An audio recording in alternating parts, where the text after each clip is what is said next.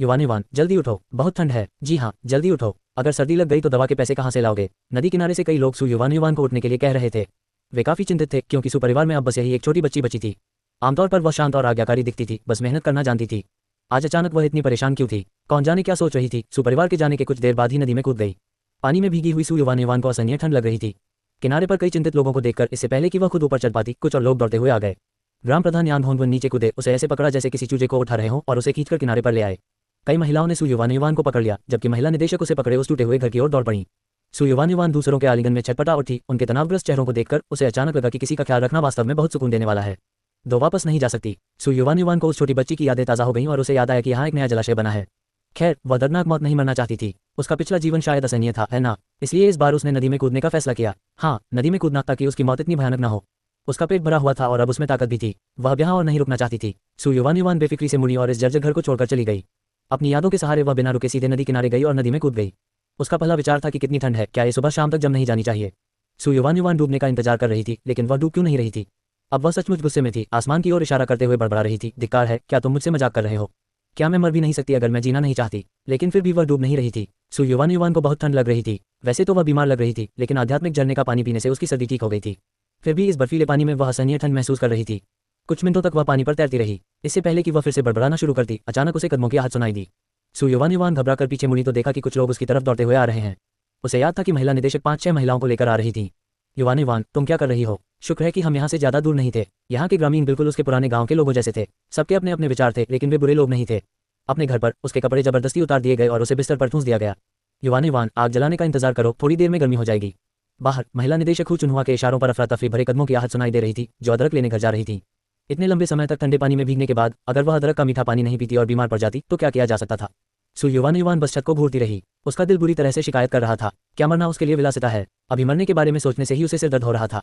क्या उसका मन उसे मरने नहीं दे रहा था? लेकिन वह सच में इन दिनों जीना नहीं चाहती थी। क्या ऐसा भी कुछ होता है? इस माहौल में जीना नहीं चाहती? क्या उसे राहत नहीं मिल सकती? उसका जीवन उसके असली पिता द्वारा क्यों तय किया जाए?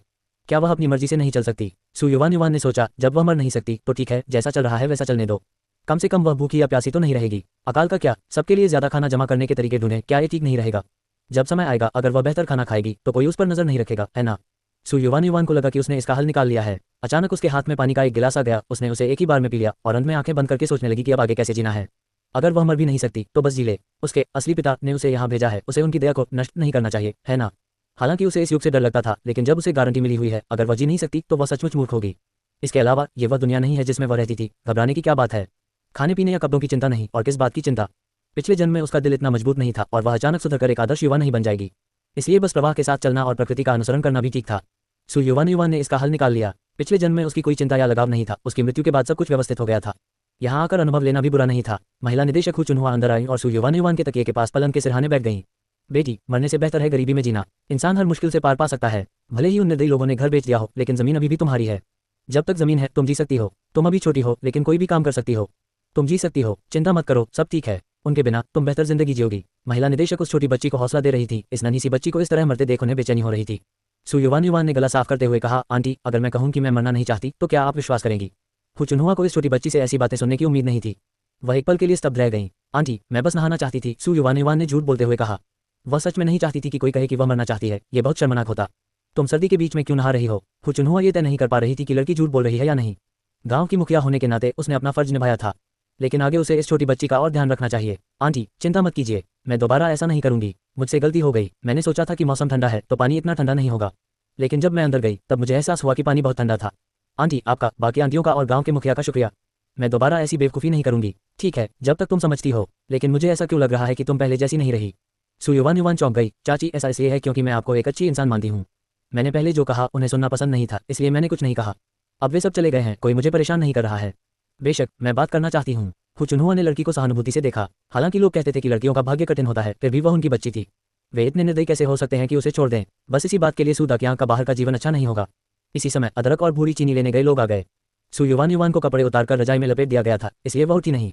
दोनों चाचियों का शुक्रिया। तुम किस बात का शुक्रिया अदा कर रही हो? जब तक तुम कोई मूर्खतापूर्ण काम नहीं करती, बस अच्छे से जियो। जीना आसान नहीं है। तुम इतनी आसानी से कैसे जा सकती हो और मर सकती हो? चाची, मैं मरना नहीं चाहती थी, बस नहाना चाहती थी। अब कोई मुझे पीटता या डांटता नहीं, कोई मुझे खाना नहीं देता। जब तक मैं अच्छा काम करती हूँ मुझे भरपेट खाना मिल जाता है। मैं क्यों परेशान होकर मौत को गले लगाऊं?